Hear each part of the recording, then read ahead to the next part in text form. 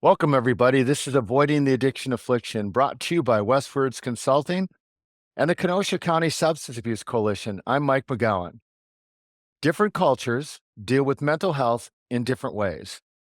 In traditional America, escapism and stress relief take many forms, from Sunday football to video games, from walks in the park to, sadly, sitting on a bar stool.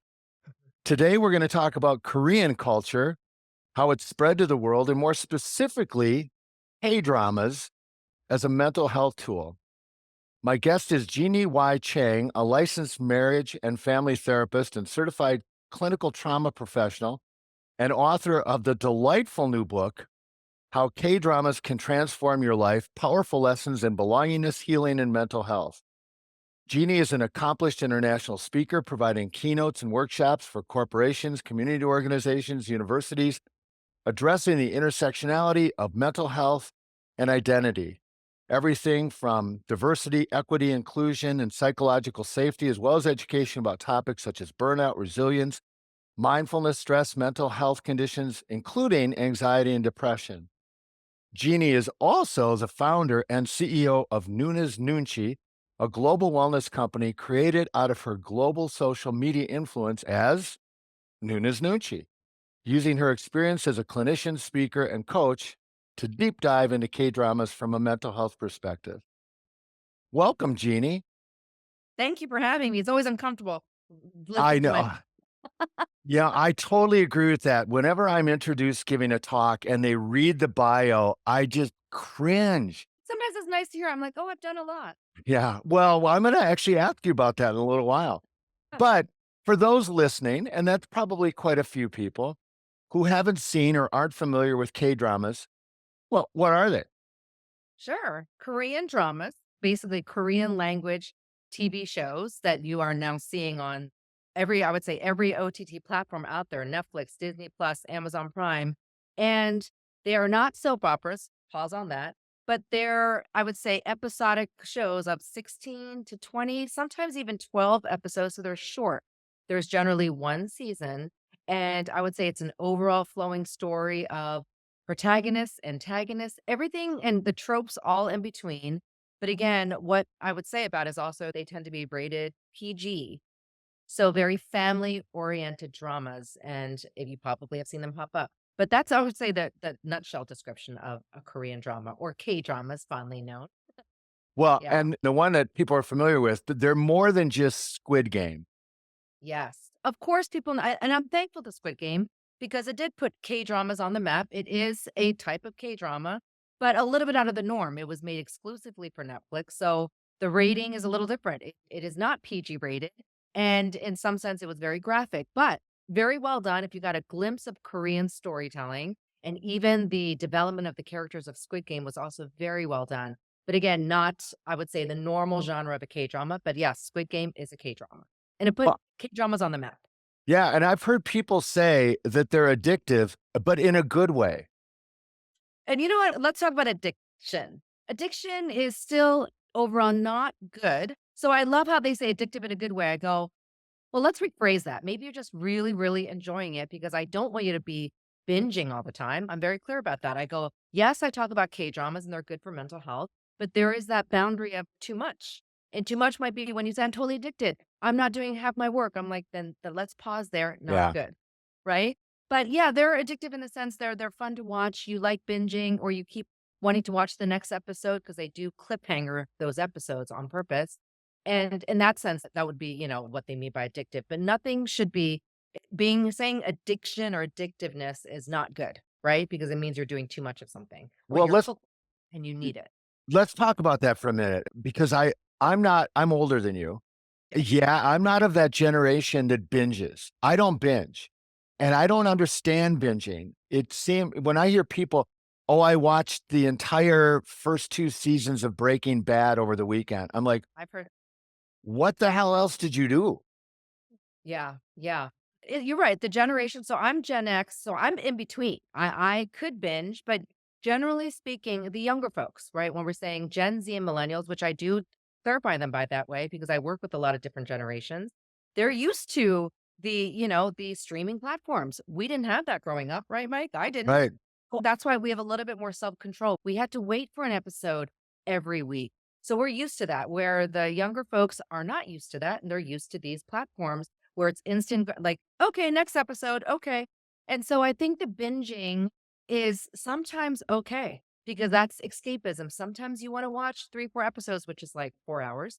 And I think that's okay if you have some time. But overall, we do need to balance how much we're watching because binging means exactly that. You're binging, you're doing too much of it. You're like ingesting all this content in one sitting, which means you're not doing something else, right? And so that could be the danger of all these streaming platforms. And when I hear people sleep deprived, like clients, I'm like, I don't want that either. You're not supposed to be sleep deprived.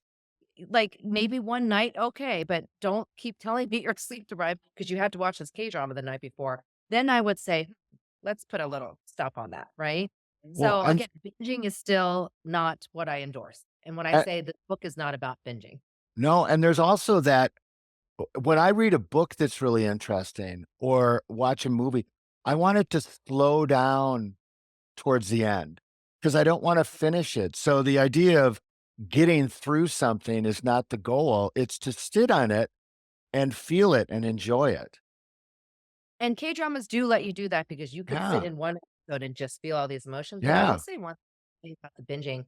Some folks have told me this. K-dramas, there's so much content out there, which I agree with. Even I'm like, "Oh my god, there's a new K-drama every week." So I think that's sometimes that need of like, "I gotta watch this, I gotta watch this, I gotta watch this." And I don't blame them because there's so much great content because K-dramas also, there's a lot of different kinds. You don't have these long 16 seasons. You have 1 season, and so that's probably another reason why for that binging. Folks have told me, "I wanna see it all, Jeanie," because these are folks who are very, very, enthusiasts of K-dramas, and I'm like, "Oh, I don't blame you, but please, moderation, moderation," right? I always emphasize that as a therapist.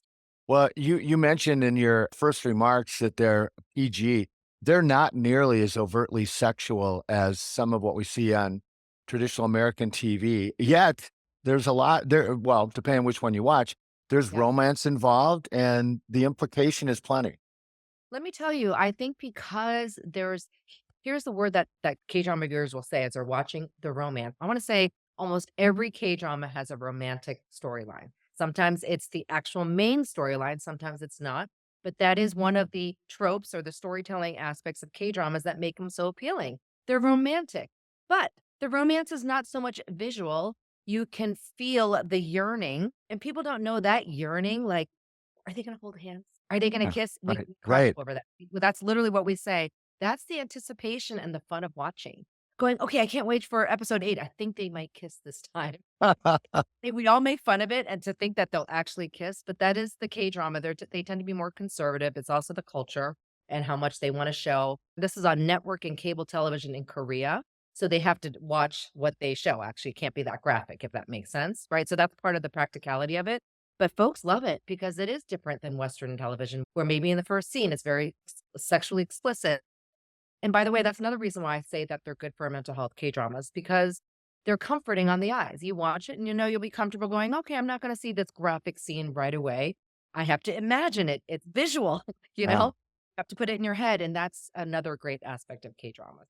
Well, when my kids were younger and their grandma was interested, I think it was in Days of Our Lives, and they asked me, "What is that?" I describe soap operas, American soap operas to my kids as shows where no one ever smiles.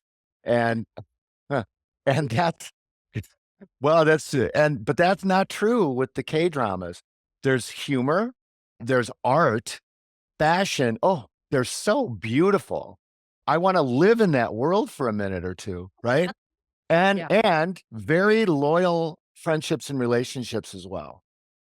Yes, and so and not to, like, insult the soap operas, I always make clear Korean dramas are not soap operas. They focus on character development, the emotions surrounding the characters. It's not so much about the plot.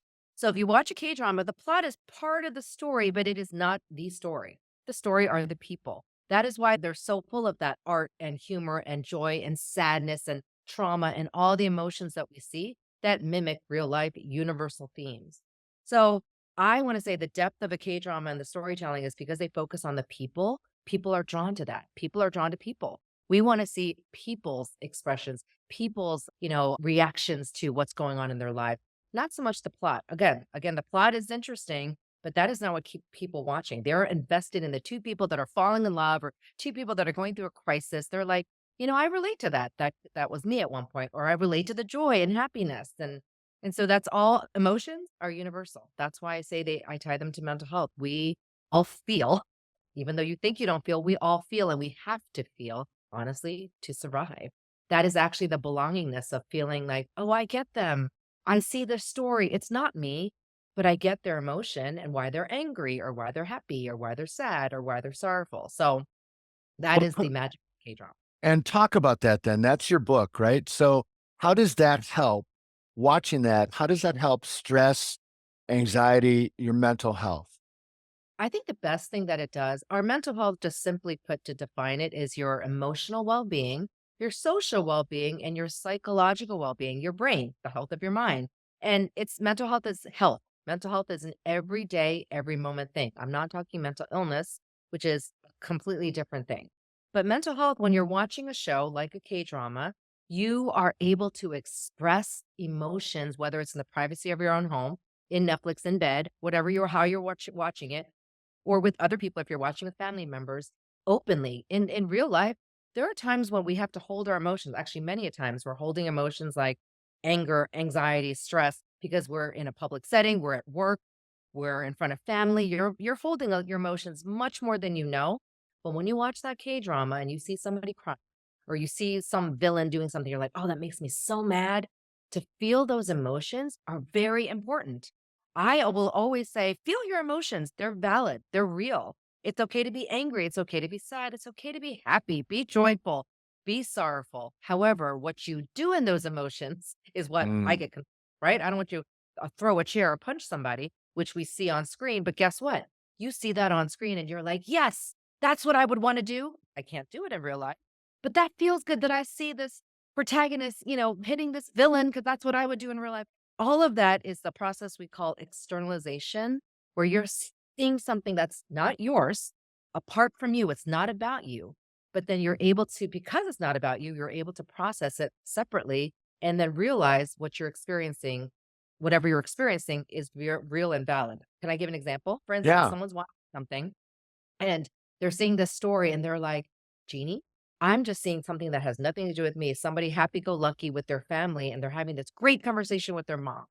And then all of a sudden this person told me I feel this wave of grief. And I'm like, oh, what's that? What's the grief about? This person then starts crying, going, I realized I missed my mom. So she saw this, a beautiful story of a mother and daughter, and it was a great conversation. It was happy. It was a happy scene.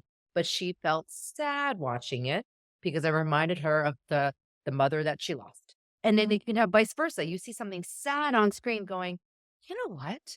I realize something. I feel like I have these great relationships in my real life that I'm not showing how much I love my loved ones because I'm seeing something sad on screen. So you don't have to mimic the emotions. You just realize different things about yourself from watching these emotions. That's a big part of mental health, emotions and understanding them. And every day we don't get to talk about them. But in a K drama, you can process them in your or And on screen or with and people. do you find that it's easier for people to then talk about their own stuff after watching it somewhere else rather than the traditional therapeutic model, right? Which is like, what's going on with you? How do you feel? They can transfer what they've seen to their own life. Is that Yeah. help? When you're going through something really hard, I mean, this is coming from me, a trauma expert, that when you're going through something like a trauma, you actually can't process it. You're Right. going through it and you're just trying to survive. It's afterwards. But when you watch that drama and maybe you're seeing somebody going through something horrific or even something happy, it doesn't matter. They're like, oh my gosh, I'm just crying. I'm feeling angry. I'm letting myself feel what I'm experiencing. That's part of the process. That's the word I like to use in therapy. Sometimes it's hard for a person to be asked, how are you doing? You're going through a lot. It's hard for me to explain. Then they see a story. They're like, you know what? Now I can explain. You know what I'm going through? I'm mad. And so I think any kind of story, not just K-dramas, but K-dramas again focus on people. So it's really good to get all that out through a K-drama.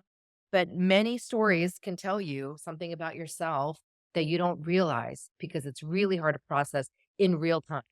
So that's, it's very hard. I'll ask people, "How are you?" You know that question, "How are you doing?" "Fine." That's why we say fine. It's hard to answer that, right? And so that's part of why in real life it's hard for us to answer something like that. But when you realize from watching a story that process of externalization, you are able to go, this is not about me, but I just realized what I'm going through because it wasn't about me. Jeannie, you just made, I think, an exceptional point that we don't talk about nearly enough. And I was just thinking I need to do a whole talk on this, which is in the moment when trauma occurs, we just deal with it. And we always deal with it pretty well. But after the fact is when it hits us. And that's when nobody's checking in. Nobody calls 2 months after a death and says, "How you doing?" They bring the potluck dinner 2 days after the death, and you don't even remember where you put it in the freezer, right? Right. That is And actually how trauma works. That's yeah, actually talk a lot about. It's not during the trauma. In fact, you're okay during the trauma. You're surviving. You're like, I got this. The adrenaline is on high. The minute things calm down and you're able to process, that is when all hell breaks loose. Sorry to use that term, but that's yeah, when you're like, oh my God, what did I just go through? I don't have this person anymore. I just survived cancer. That is the hard work. And that is actually what K dramas can help you through.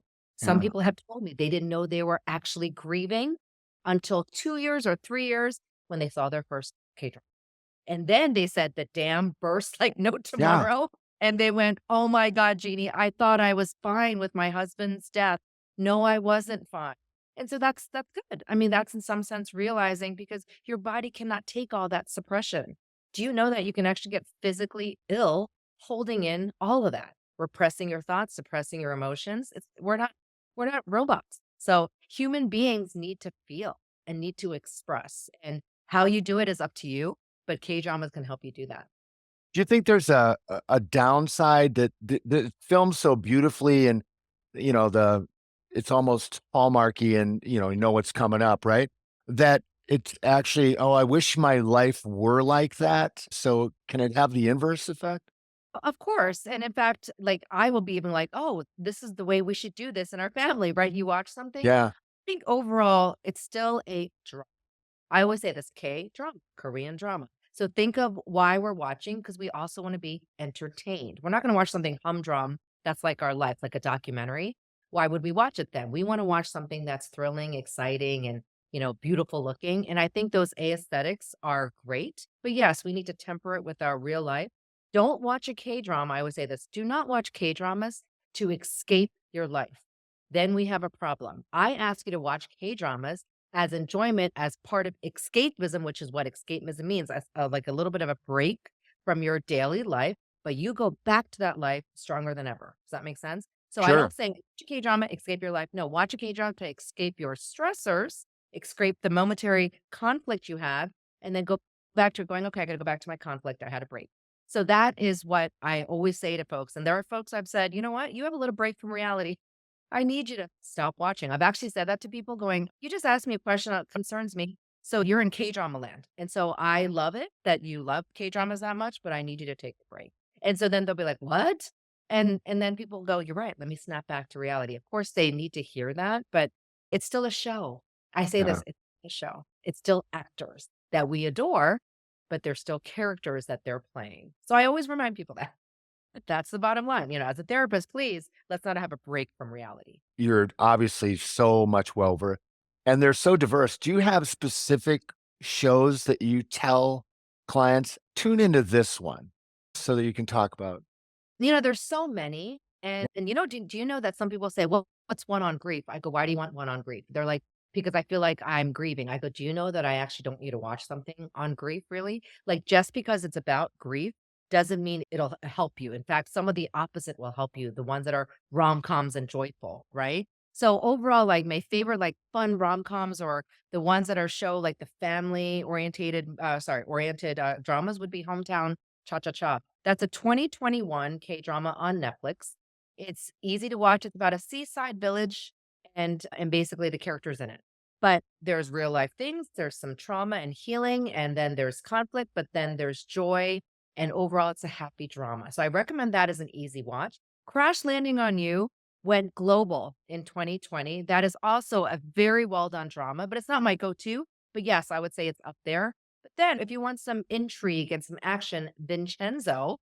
Uh, Now Vincenzo has some killing at the mafia consigliere, yeah. who's the lead, but very well done, very good story because there's also you see him changing as like he's actually a good person at heart, but doesn't show it in the beginning, and then he falls in love with the community that he's around. I love shows like that, that show him with a community that cares, that grows to care for him, even as a mafia consigliere. Guys like that one. And then lastly, a historical drama, Mr. Sunshine is my top 5.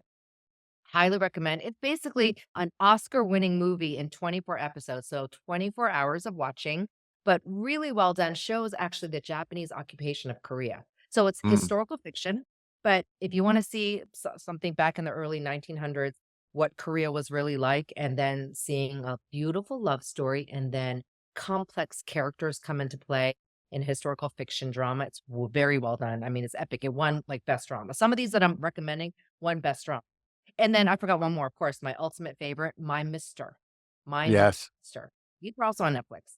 My Mister is how I wrote the book. I envisioned that drama going transformation, and that was the drama that I based it on because I saw transformation between 2 characters, and I believe that happens in real life. People say transformation as in Jeanie Chang with this new hairstyle. That's one version of transformation, but the transformation I'm talking about is within, where you feel different, you have a new perspective on life, and you feel healed. And so we all need some sort of healing.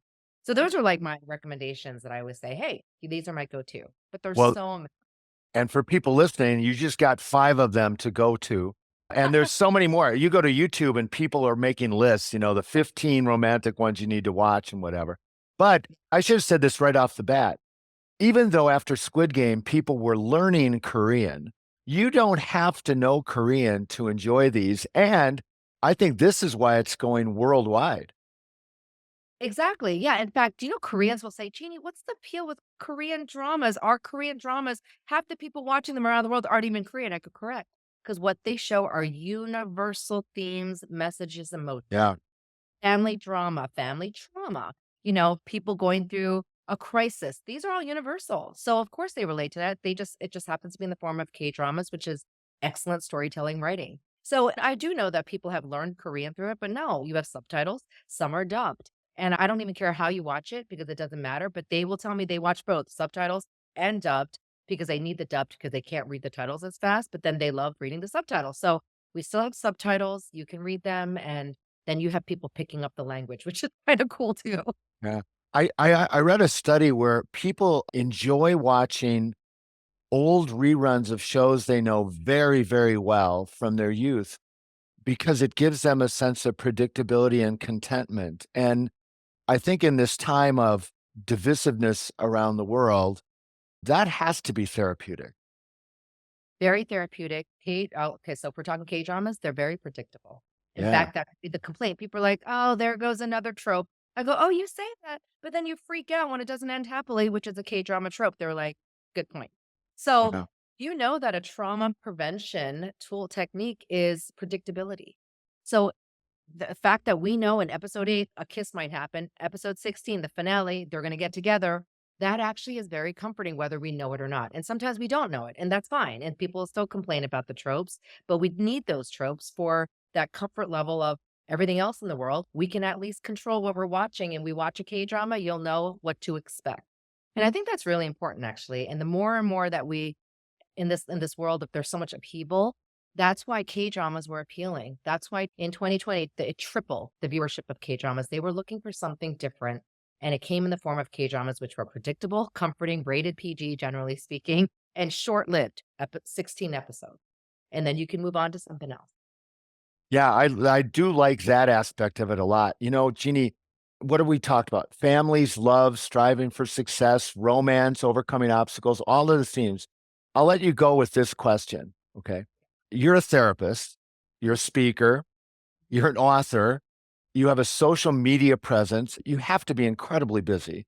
Yet on your own platform, you are incredibly upbeat. And every time I've seen you interviewed, you're incredibly upbeat. So I have to ask you, besides what we've talked about, how else do you balance your own stress and maintain your positive outlook? Because it's so engaging. I work hard at it because human nature will go to every problem under the sun. We'll be negative Yes. all we want. Yes, of course I'm negative, but then I went, this doesn't make me feel good.